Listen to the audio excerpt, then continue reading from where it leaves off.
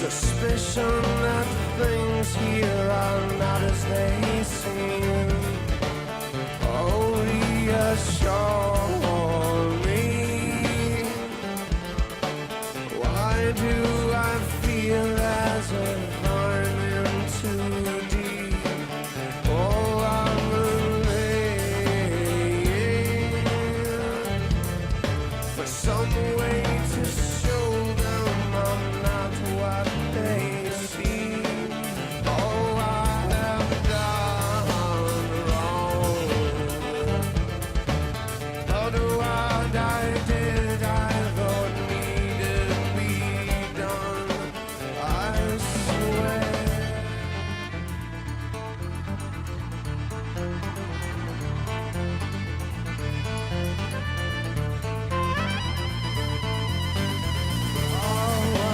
Holy day. If I leave now, I might get away. Oh, and this weighs on me as heavy as stone and as blue as I go. I was just wondering if you'd come and hold up my head when my head won't hold on. I'll do the same as what you want, but if not, I'll go. I will go a long way.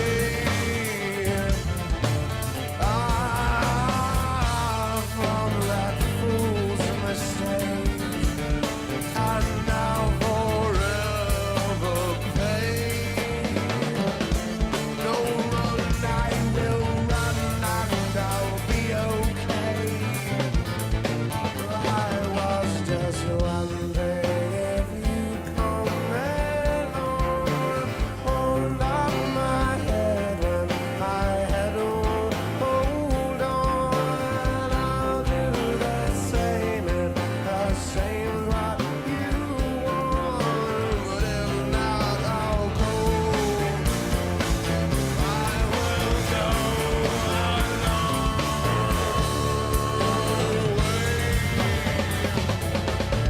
turn back the clock and go so well again. Know how I wish this to roll back the days and do over again. I was just wondering if you'd come and hold up my head when my head won't hold on. I'll do the same as what you want, but if not, I'll go. I will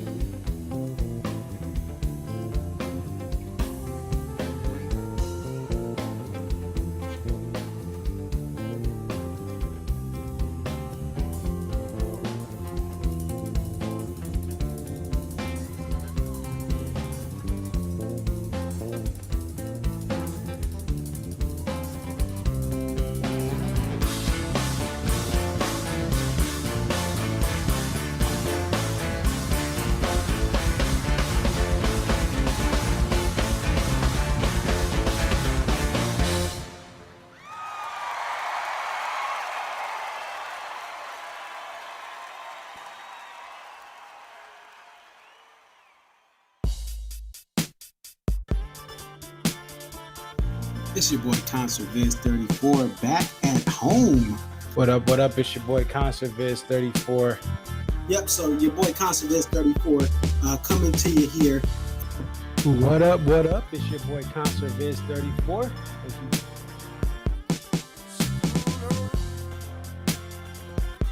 Aria. Okay, so this is Aria, and just tell us a little bit about yourself and about your love for the Dave Mathews Band. I've been a fan of the band since April 28, 1998. And if you recognize the date, that's when Before These Crowded Streets was released.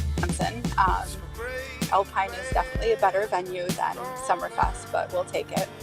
I think I've been going to shows for about 20-something years. I always tell people, like, compare DMB to now to when I first started. And I got started, in my opinion, I feel like I got started late. Like, I was at the very end of the band's prime. I feel like that 03 to 06 was like the end of the prime. 07, 08 was like, you know, we're at the very end. And then when Roy passed. But Dave really, this is the thing. Dave has put, where Sean has been assigned the quarterback of this team. He is the coach, the play caller. He designs the jams. Dave just shows up and plays whatever he's going to play.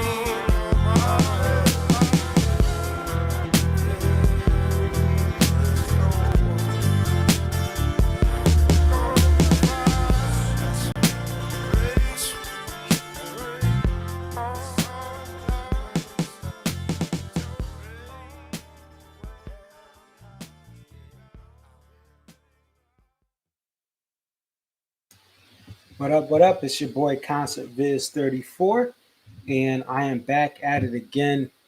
Just a couple of things. We want you guys to support this awesome band, and you can do that by purchasing Live Trax 57. It was just played on Sirius XM Radio. Let's show you how you can purchase this. So this is the Dave Mathews Band website. Go to www.davematthewsband.com, or even just look up Dave Mathews Band, and then you're going to click it here. And then what you're going to do is, if you click on music, you'll be able to see some of the stuff that's here. And you can do live track series. It's going to bring you a bunch of live tracks here that you can purchase. What you want to do is get Live Trax 57.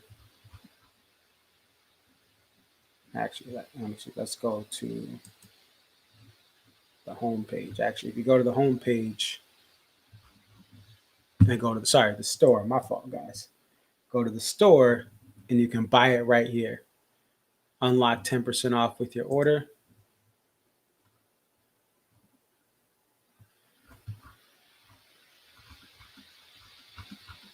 What you can do is, again, the first thing you should see on this page is right here, buy now. And you have a couple of options here. You can buy the t-shirt with the CD, or you can purchase these individual shirts and hoodies. And definitely, if you want some of this merchandise, this is a really cool look at that.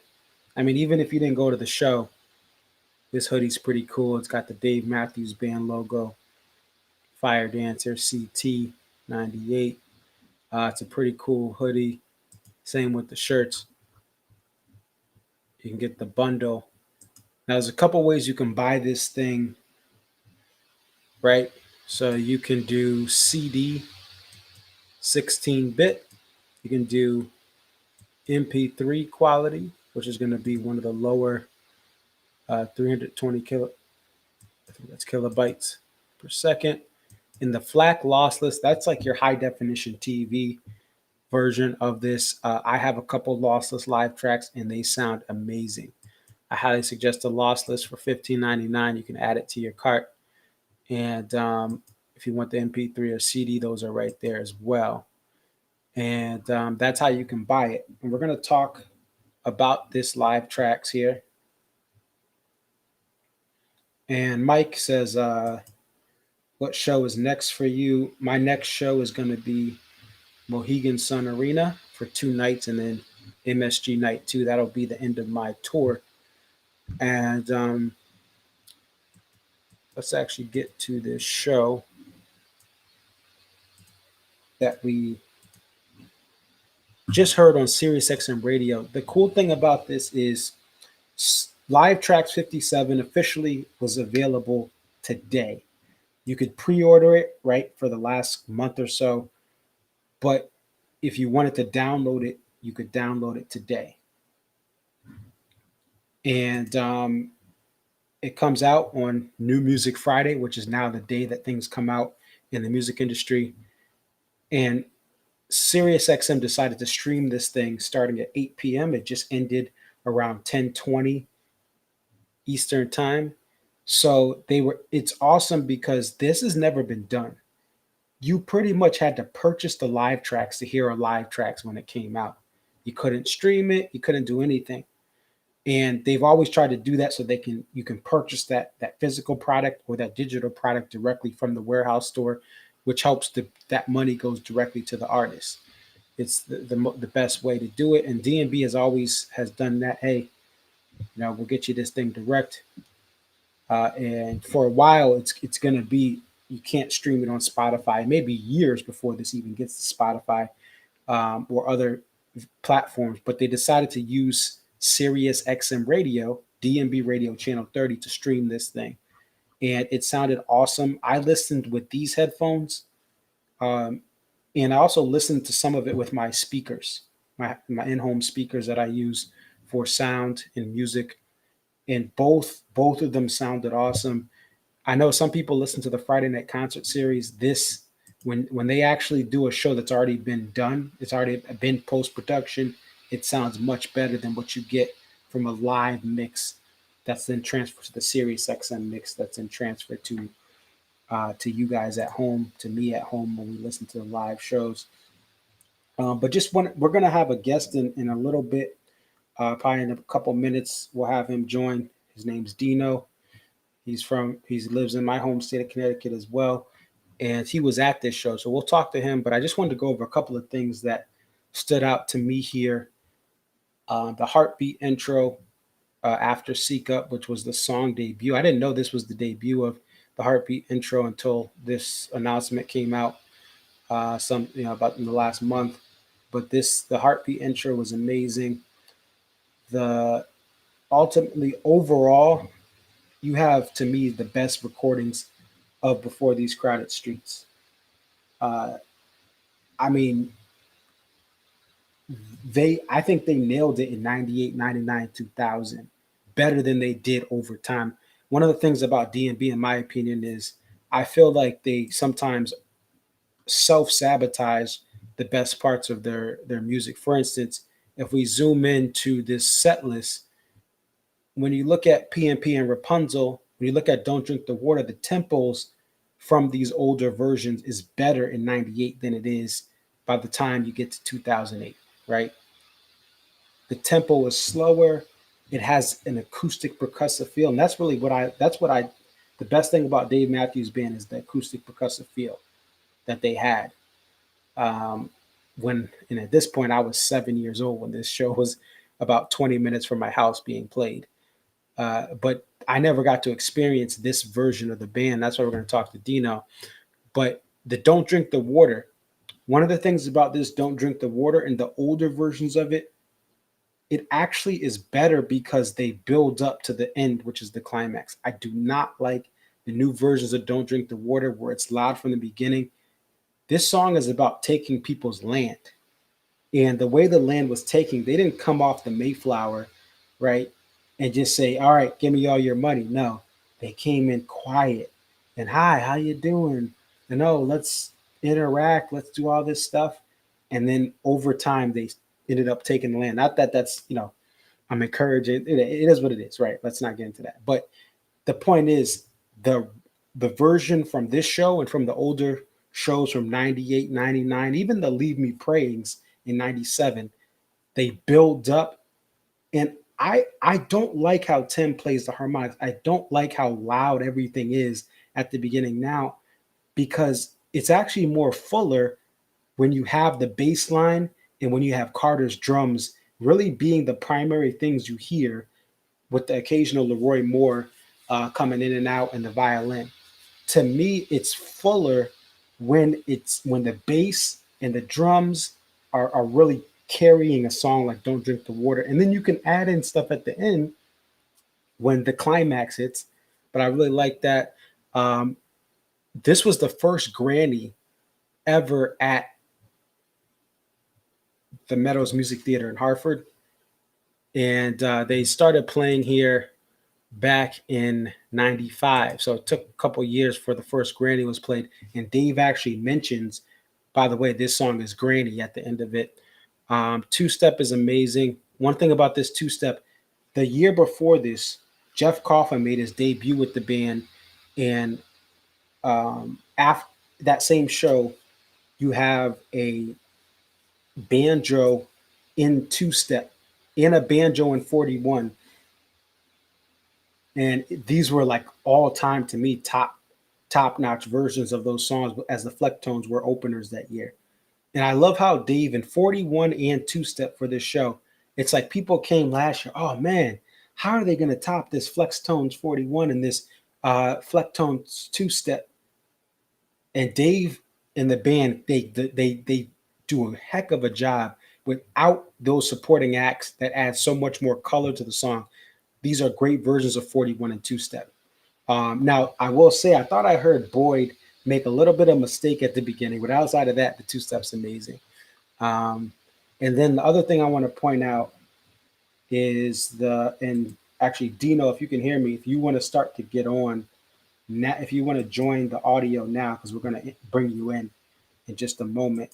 But the other thing that was cool is I wasn't sure if this was going to make the cut, but they did have the Stir It Up tease, which is about 5 minutes and 7 seconds. I wasn't sure if they were going to add this in to the live track. Sometimes they cut certain stuff in the live tracks that's listed on the almanac or that you hear from taper versions. And they actually did keep that Stir It Up. And it was really, really cool to hear them have a Stir It Up tease in kind of a jam. Dave does a little bit of singing. And I really thought this was a special moment compared to your average watchtower. And just like the Don't Drink the Water, I think the classic watchtower before we got Tim CDC full time, right? Tim was actually playing in 98 with the band, played in 95 with the band. But the full, like this experience before they got to this wall of sound era, which was 2008, 2009 to the present. Although this year, I'll say the mix is better. But before they get to this 2008, 2009 era, these watchtowers were amazing. They're just amazing because it's more acoustic based than just being this loud rock song. If I want the rock version, I'll listen to Hendrix. I want the acoustic campfire version that Dave does. So that was, kind of what I thought about the Stirred Up into Watchtower. And let me know, Dino, if you're having any issues, but we'll let you come on here. And I'll wait to see for him to come in. But yeah, I mean, I thought this was a great live track. There's been a bunch of live tracks from Hartford. They have one from 97. They have one from 2000. And they also have this one now, which is the third one, the 1998 version. So these shows were great. These shows were amazing back in the day. I've had countless coworkers who, like Dino, were going to these shows in the late 90s, and it was the thing to be at if you were a teenager, if you were a college kid in the Hartford area, even people from Springfield, Mass, people from upstate New York, they would come down too, depending on how much you knew about the band. This was not just a Hartford thing. People would come from other cities and other markets because they had heard all about, what was going on at this venue. So it's definitely a special thing. Let's see if it goes.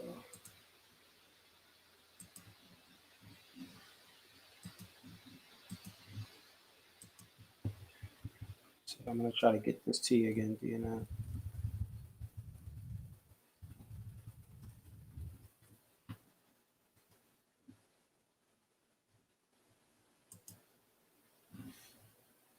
But yeah, this is a great show.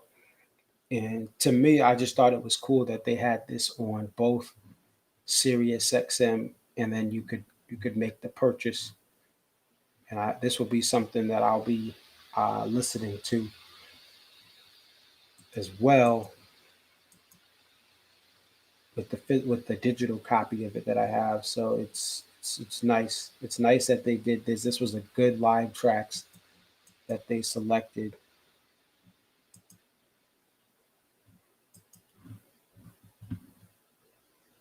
And one of the things that's kind of interesting, if you look at this chart in 98, after this show that is Live Tracks 57, they decided to go to 3 nights in 1999 and then 3 nights in 2000. So this was a show that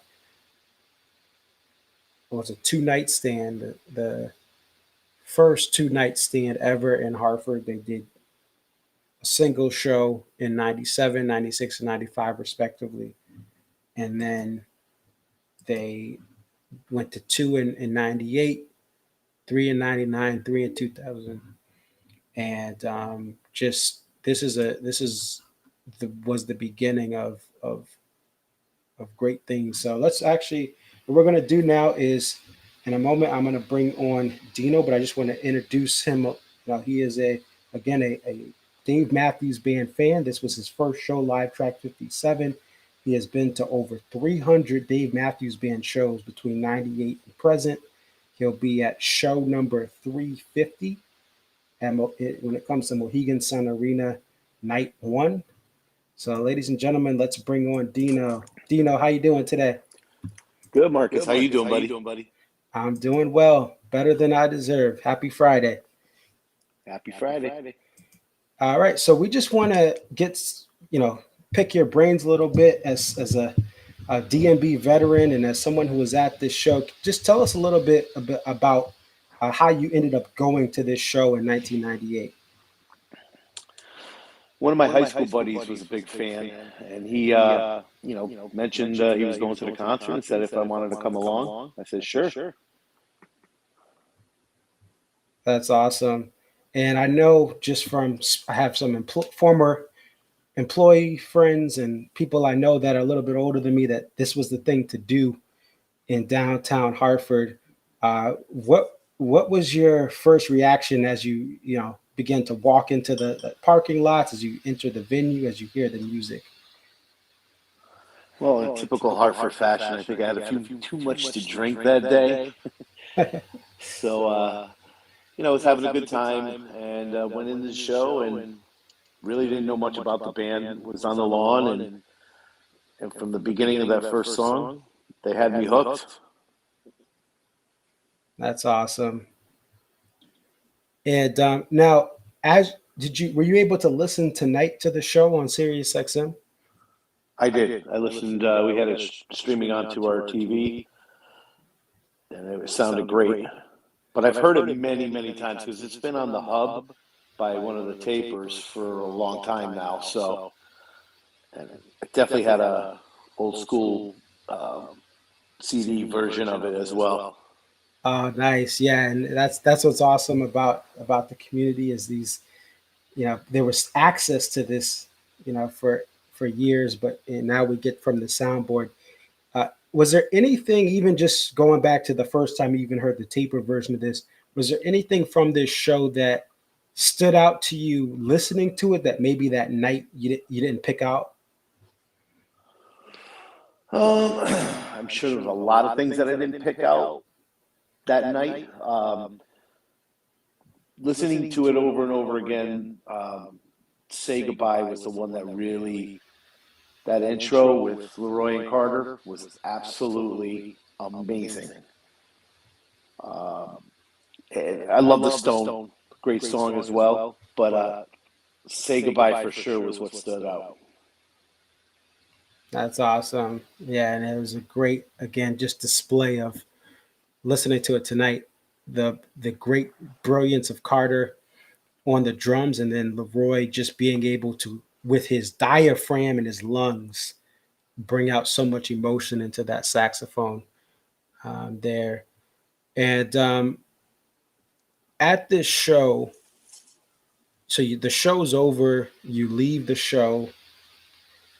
What was kind of your next steps in your relationship with this band after you went to the show? Well, that's when I started picking up their studio albums and things like that, and listening to more and more as getting into it. But going back the following year and going for 2 nights. Okay, so you went to in '99. You ended up going to 2 of the 3 nights. Correct. Okay. And then just stayed local with them for basically up until Central Park. At that point, that show just blew me away and put me on the frenzy that I've been on since. That's awesome. And so how many do you know, approximately, like how many different states have you been to, or have you keeping a tab of that? Well, through Almanac and through antsmarching.org and places like that, it's kind of easy to do. And I'm somewhere upwards of 30-something states. That's like 80 venues, some like maybe 5 or 6 countries.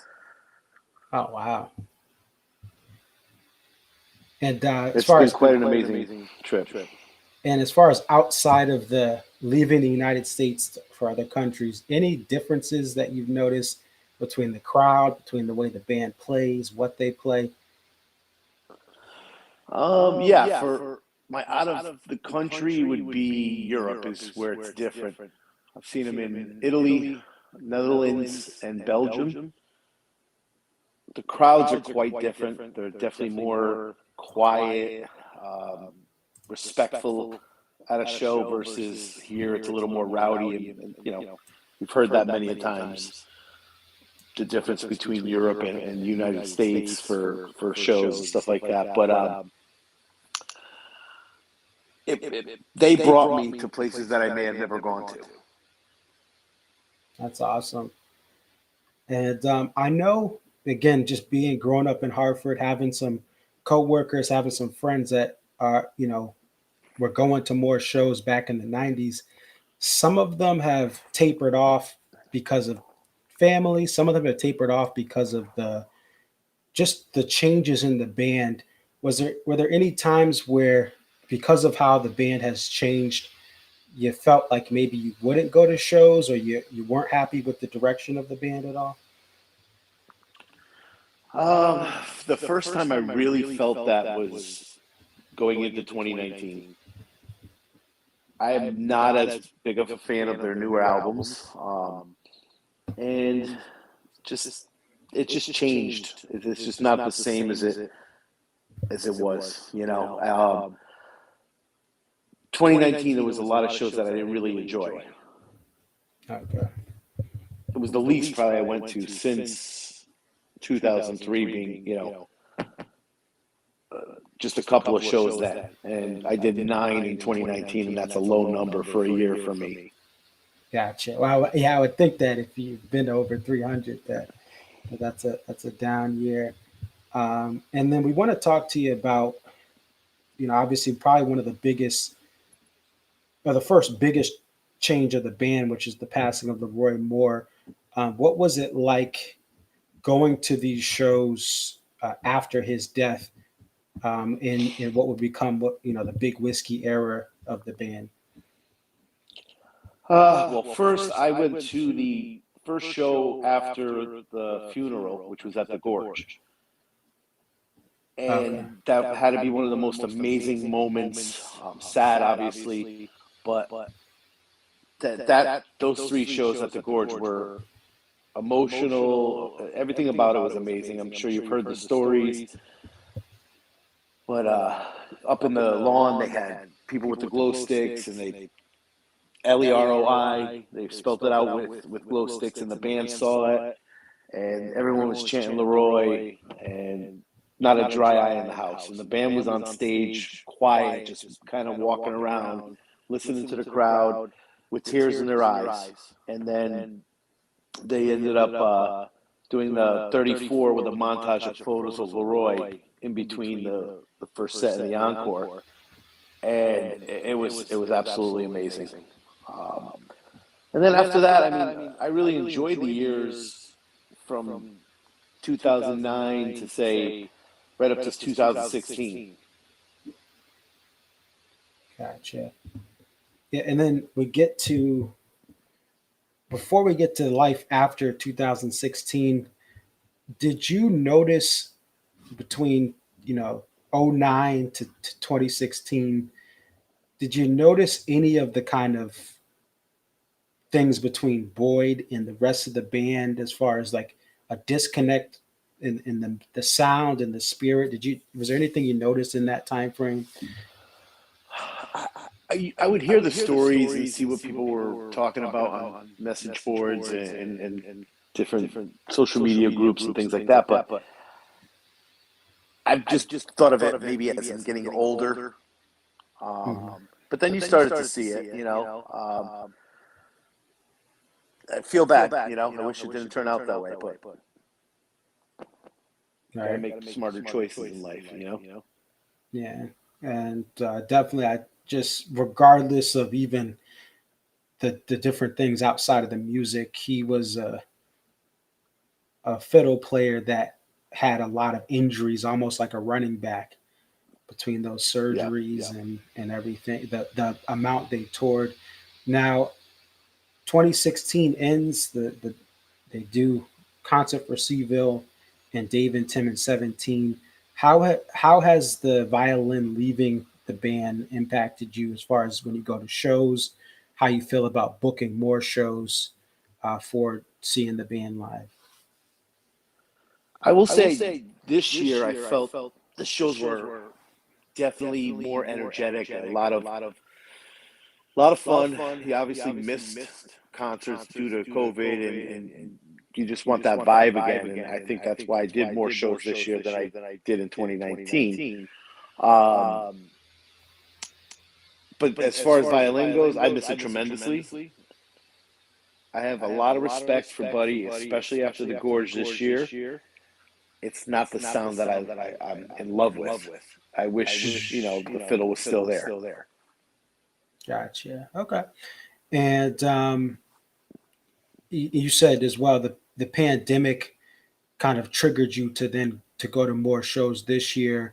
And what do you think about the sound and the mix this year compared to the various changes in sound over the years? I think it's improved this year from 2019 and even 2018. Buddy was kind of, getting his toes wet and trying to feel things out and see what to do. And I think he's kind of got a good groove right now, and the sound's good. It's not. It's never gonna be the same as it used to be. Gotcha. And I know you talked about, and I feel the same way.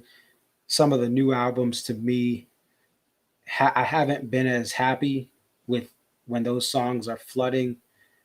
Oh, I think we lost. All right, bear with me, folks. We lost Dino.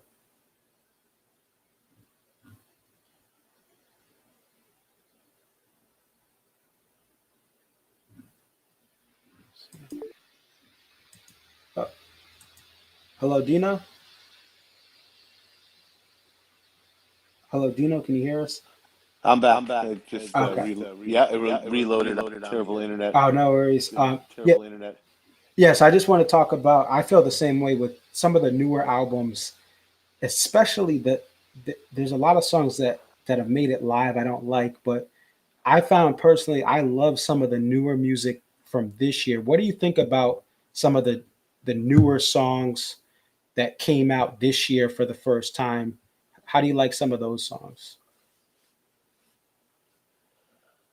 I think they're better than what we've had before. It's. Okay. I think the only thing was my favorite of the three. I know there's. I know singing from the windows as well. But that's kind of like a Dave solo thing, and may or may not make the new album. But great meaning to that song. The lyrics and things like that. Wouldn't call it one of my favorites. But it's very heartfelt song. Right, definitely.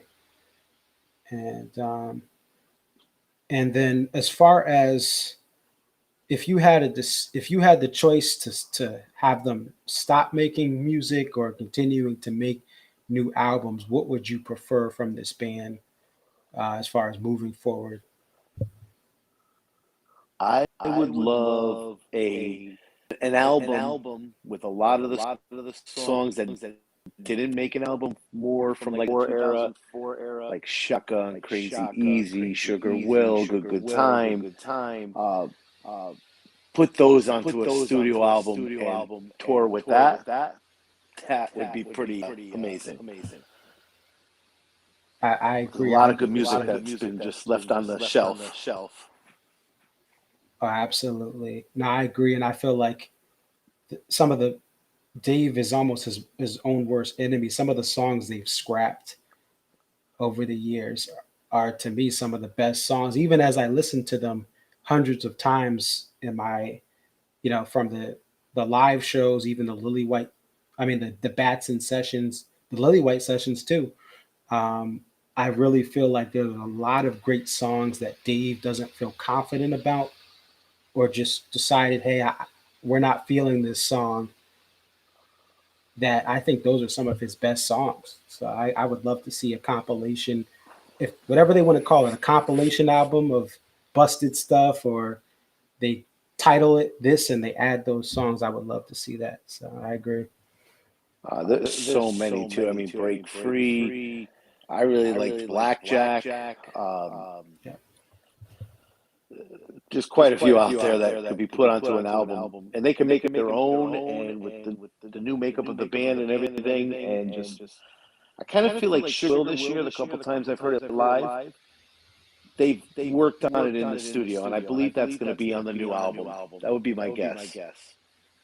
I would love to get it on there. And I definitely think A Dream So Real with Buddy Strong and the band, I would think that's a perfect song for them to play and to put on an album now that you have Buddy, who kind of plays in that style of how they used to play it back in '07, and then they obviously they don't play it anymore. So we'll have to see what they do for, I guess now what they're saying, according to the reports, it's going to be the beginning or middle of 2022 that the album comes out, based on people. I know Ants March. So we get a nice track listing early, so I know whether or not I want to add a lot of shows on an album, Right, I know.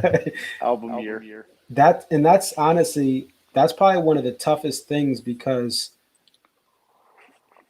like, for instance, 2015 and 2016, there were some great songs played, but there was no album. And then I feel just like you feel about 2019. That's how I felt about 2018.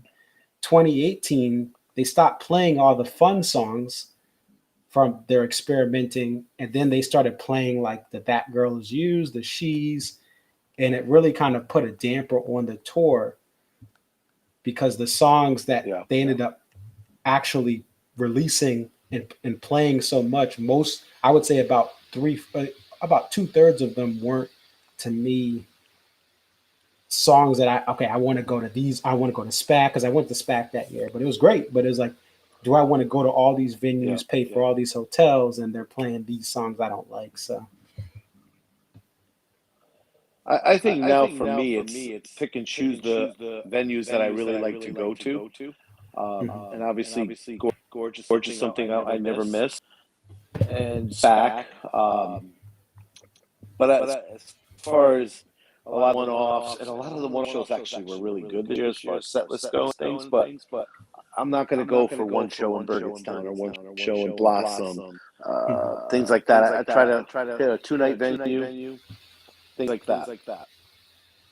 Gotcha. And that's what I'm learning, 30 shows in myself, is I went to the Gorge 2019, and this year I try to go to SPAC or Hartford, and now this, Mohegan, MSG. I've learned to just say, hey, pick the 2-night stands, pick the popular, weekends for the band, and avoid the Detroit or Clarkson, Michigans, and like you said, the Riverbend or Blossom or the Pennsylvania, Burgettstown, because although this year, like you said, they've been great. I mean, Blossom got a great show. It wasn't for with the rainstorm in Arkansas the other night. Yeah, that show was setless. I was having FOMO, no doubt. Right, and one of the things we compared that Arkansas show with the Orange Beach, Alabama show from a couple years ago, where it was rescheduled because it was a hurricane, tropical storm. They rescheduled it, and they pretty much just, I don't want to say they mailed in the show, but they didn't really do anything special for that Southern show. But the Arkansas show, the last show before the break, they went 10 toes down and played a really great show in a market that's not DMB heavy. They really gave them a great show. Oh, no doubt. And that Alabama show you're talking about, I was at West Palm the 2 nights prior to that. And you could almost tell they did not want to travel there, because they were going to that show and then back to the Breakers. Yeah. And then had a break that they normally take in the August like that. So it just didn't, I don't think really wanted to play that show. Yeah, definitely. And I thought that's how it was going to be in Arkansas, but I think between the pandemic break where they haven't been able to play and how they've been building up the momentum. They really put a great show on. And speaking of shows, so show no, oops, I can't believe I put this in wrong. It's going to be show number 350, not 150. Let me edit this caption. Yes. So oh my God, I'm off a couple hundred, 200. But show 350 is going to be at Mohegan. Any big plans? Any big thoughts about reaching that milestone?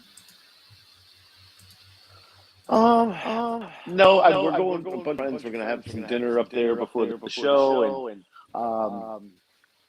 no, I just hope it's a killer set list and finally a good poster, because all the big number show posters for me were not my favorites, but I do have them for memory's sake. But it's just another show. It's just another show. Hope it's a good one. Yeah, me too. And how do you feel about Mohegan getting two shows versus the No Hartford for this? This part of the band's history. They looks like they're just going to do Mohegan now to sell it out. What do you think about that change from Hartford to Mohegan? Yeah. I'm not a fan of the venue in Hartford. It's nothing special. They don't do well selling the show there. Right. But you put a midweek Mohegan Sun, 2 nights, they could sell that out. It's like playing one night in Hartford on a weekend. Right. And we get two shows out of it, I guess you could say. I agree 100%. I saw the lawn really just disappear from 2013 to 2019. I saw that lawn get smaller and smaller. One show from 2015 to 2019, and I saw the beginning of the end, because they have to sell out that lawn. Doesn't matter if they sell out the pavilion. The promoter's like, hey, we didn't sell the lawn well. So I'm glad that we get Mohegan. And I think the thing about Mohegan is, being a Connecticut resident myself, like you get two shows, you get free parking.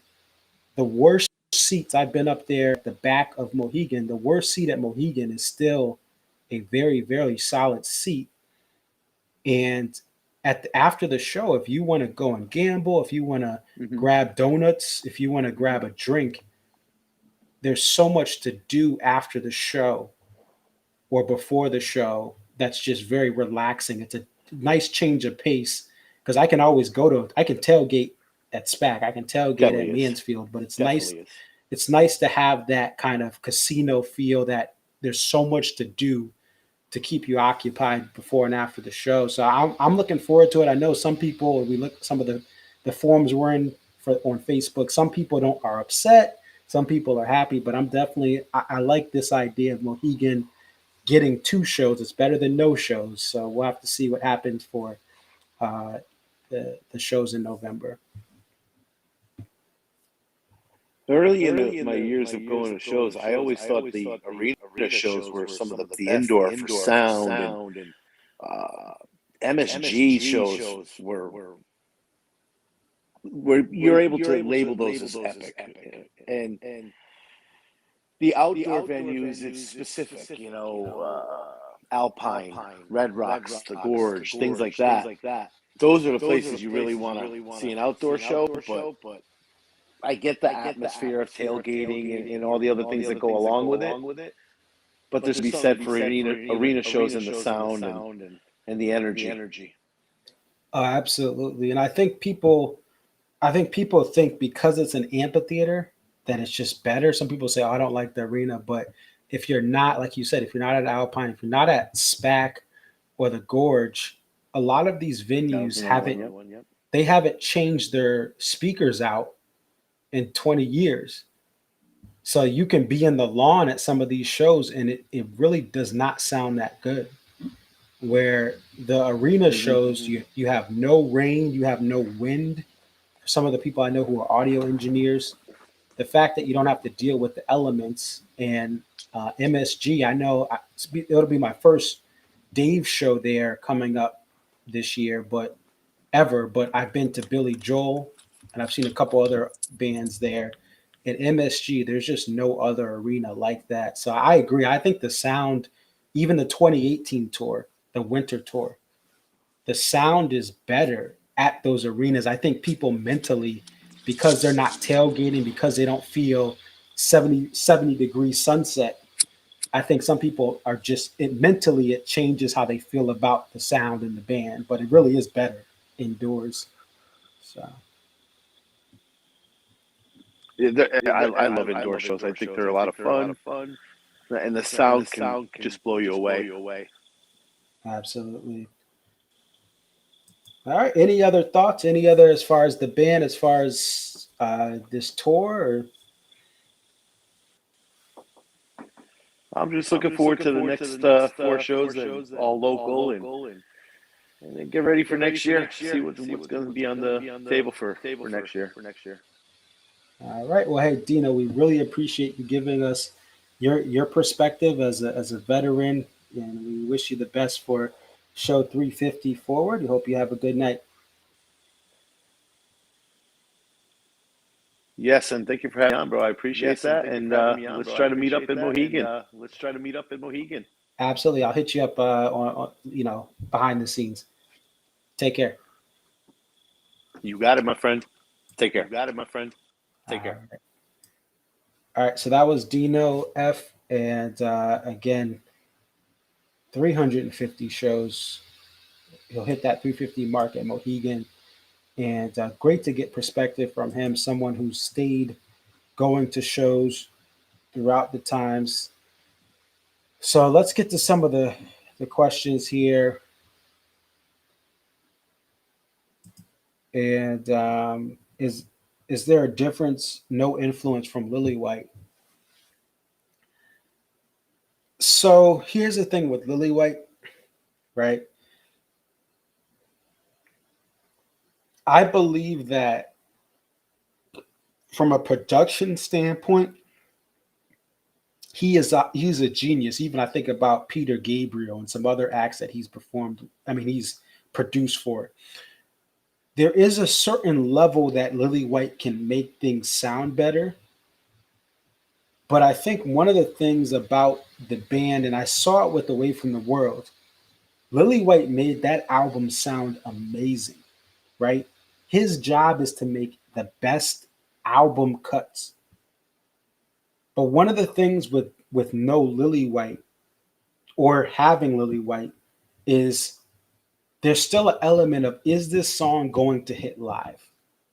And I'll give you some examples. If Only, it is a great studio cut. I still think if I was part of the band's management, I would try to shop that song around for a romantic comedy or some sort of chick flick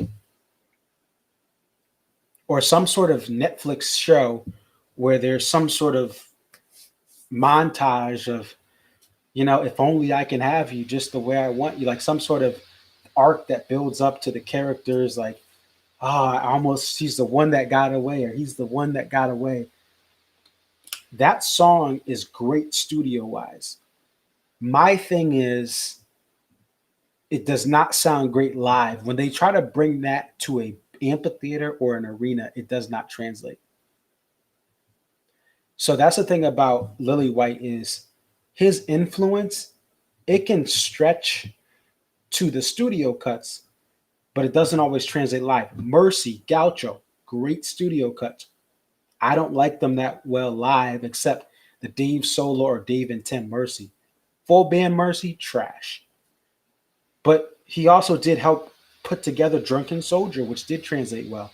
Broken Things, right? That translated well. The Riff translated well. And, some of that's Dave too, right? They have to build that song. But I think Dave came to Lily White with songs that were road tested, like Gray Street, right? Like Raven.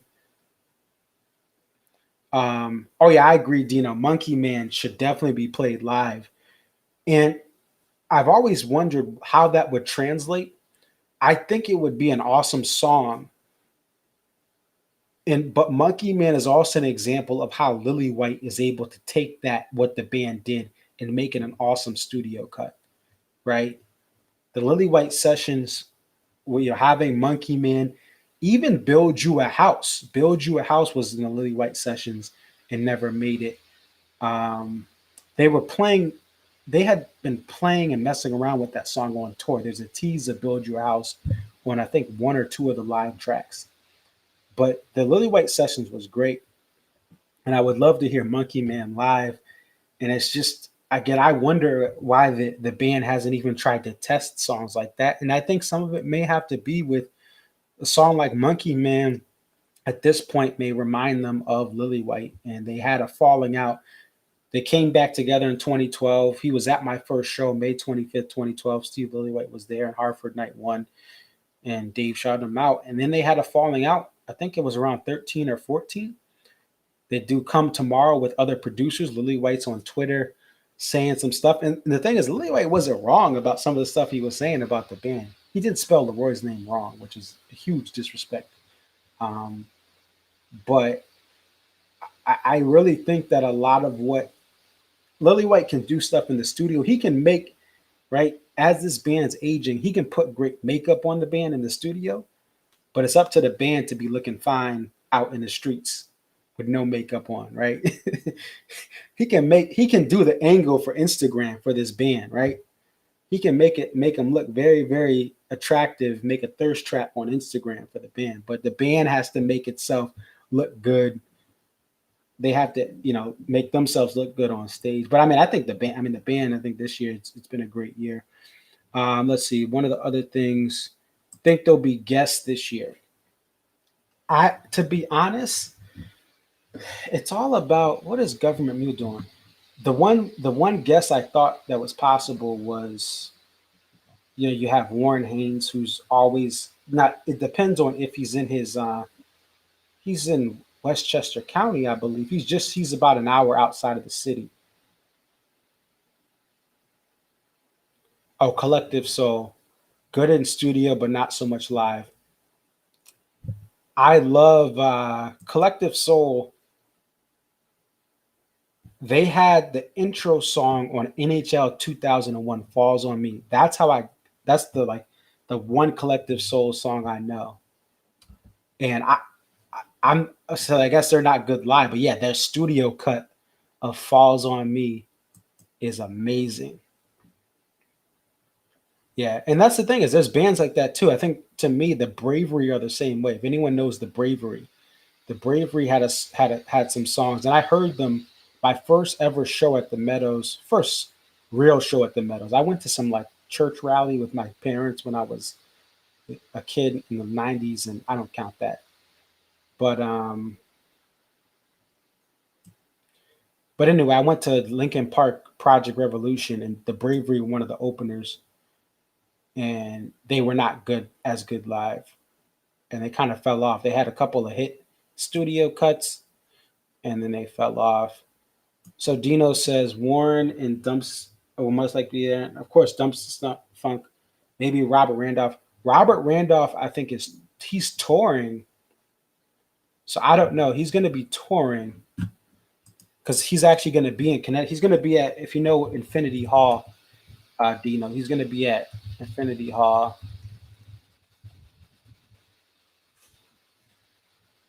Let's see what his tour dates are.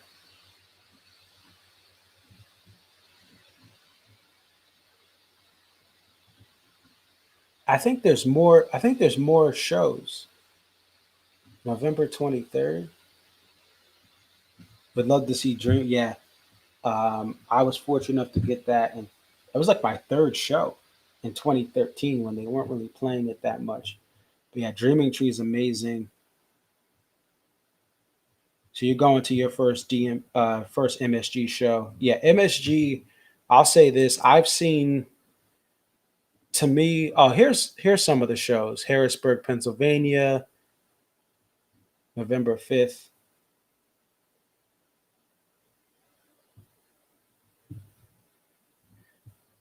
Yes, I can see what you mean, Mike. You say Dreaming Tree has that prog rock.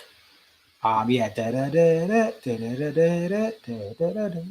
like the bass line, the acoustic guitar parts are very prog rockish, like Genesis, they're going to be touring. They added another show in, I think it was New York City area. due to the overwhelming demand. I'm a huge, what's my favorite Genesis?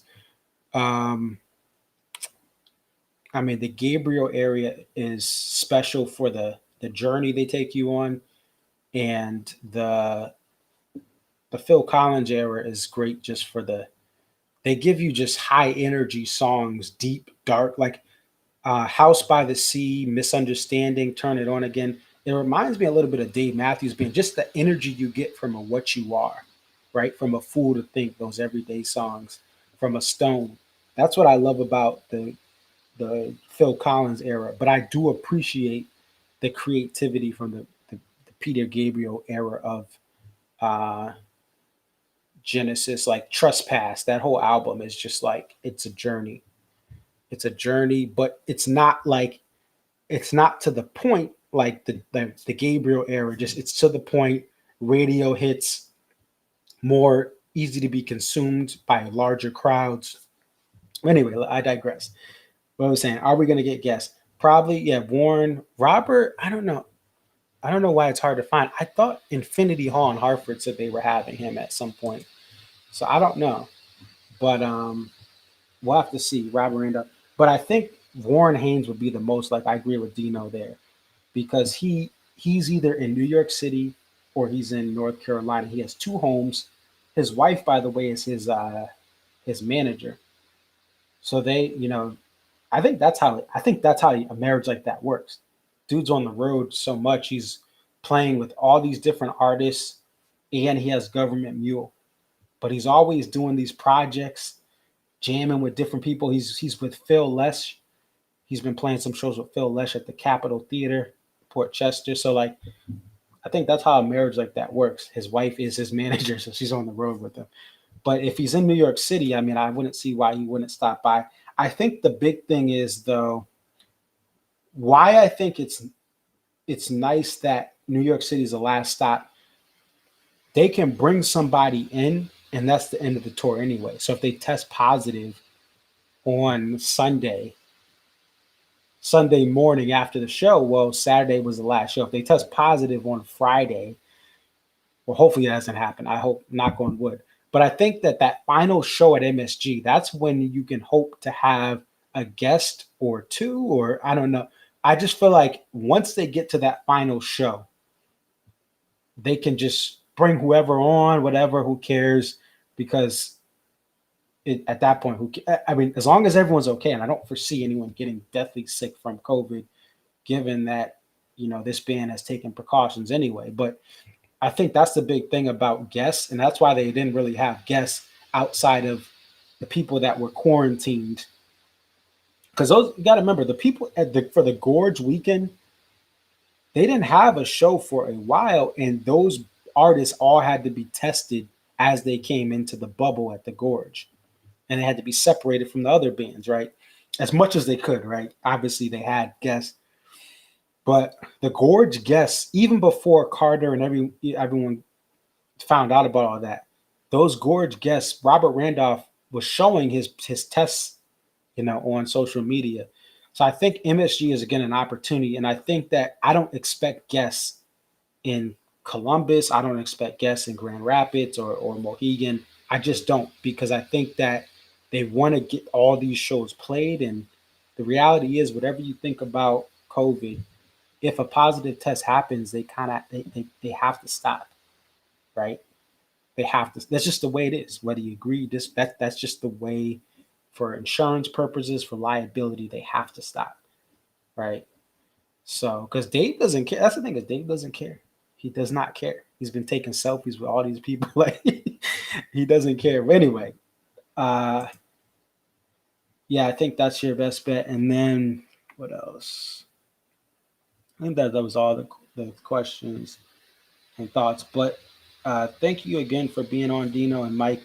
And I plan to have streams after the Mohegan shows.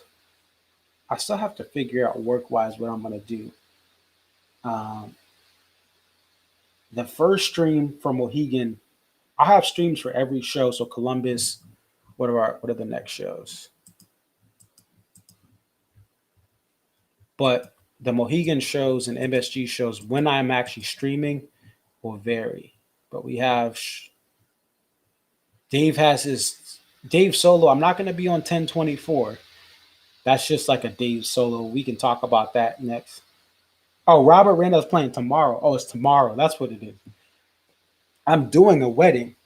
That's actually why I got to get off in a second. I'm officiating a wedding. This is the top secret script for the wedding. A couple of my friends are getting married here in Connecticut. 54-degree temperatures projected for the wedding start time outside. So we'll see how that goes. But yeah, that's what it was. I saw. That's why. Okay, that's. I was like, oh, why can't I make it? Oh, I have a wedding. But I'll be on for Columbus and Grand Rapids, the Mohegan shows. Stay tuned. I plan to have a show after both of those, but like the first night may actually be really, really late because I'm going to be driving home from Mohegan that first night. I'm hoping to try to get the night off after Mohegan night 2. Make sure you wear your flannels. Listen, I used to play outdoor hockey. I used to play youth hockey in high school, hockey in college, and we had outdoor games. So 54 degrees, I can do that.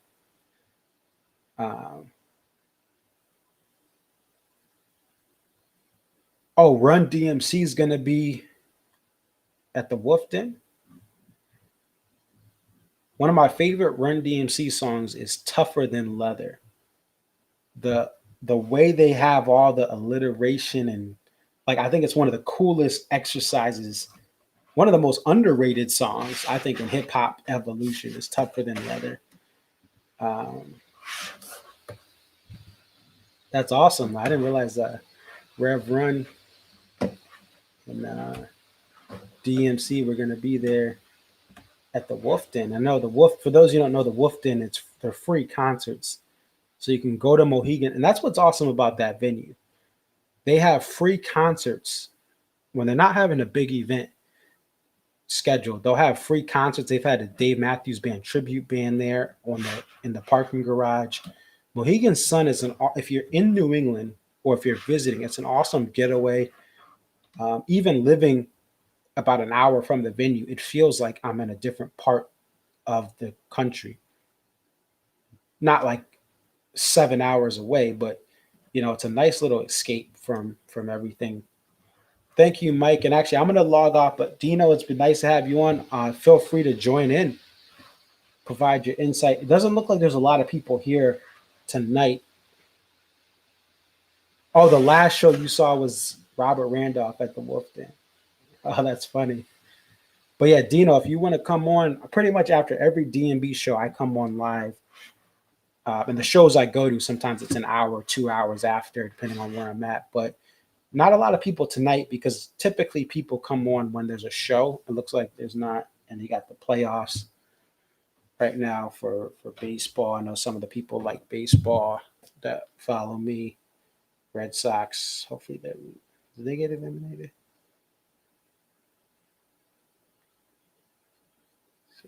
Oh, yes, the Red Sox are out of the playoffs. Go Yankees. All right. Anyway, thank you guys for being on. Thank you, Gino, for being an awesome guest. Really appreciate it. Appreciate your perspective.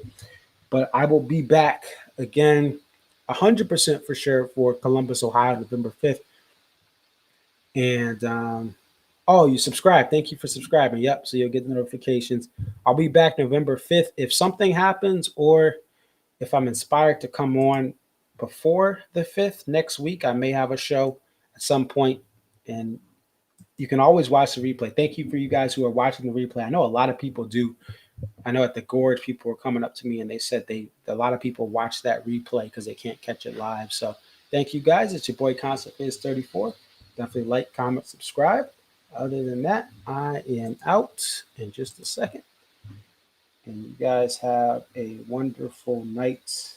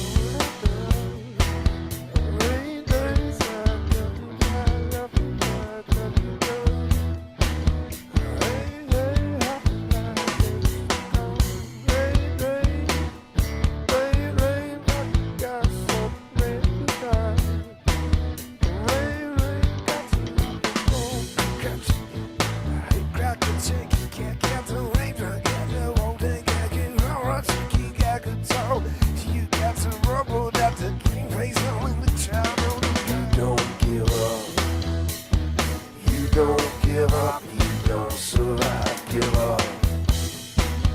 You don't give up, you don't survive, blackjack. You don't give up, you don't survive, blackjack.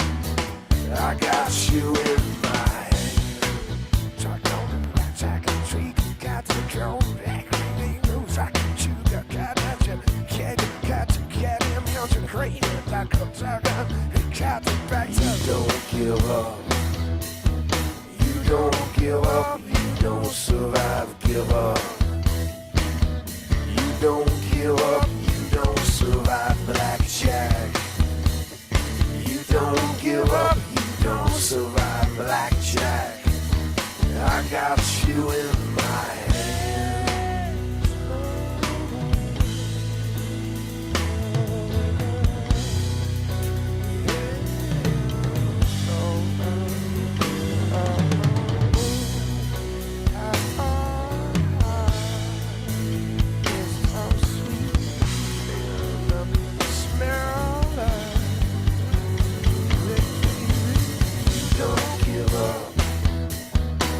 Don't give up, you don't survive, give up. You don't give up, you don't survive, blackjack. You don't give up, you don't survive, blackjack. I got you in my hand. Oh, Lord, yeah, it started. Oh,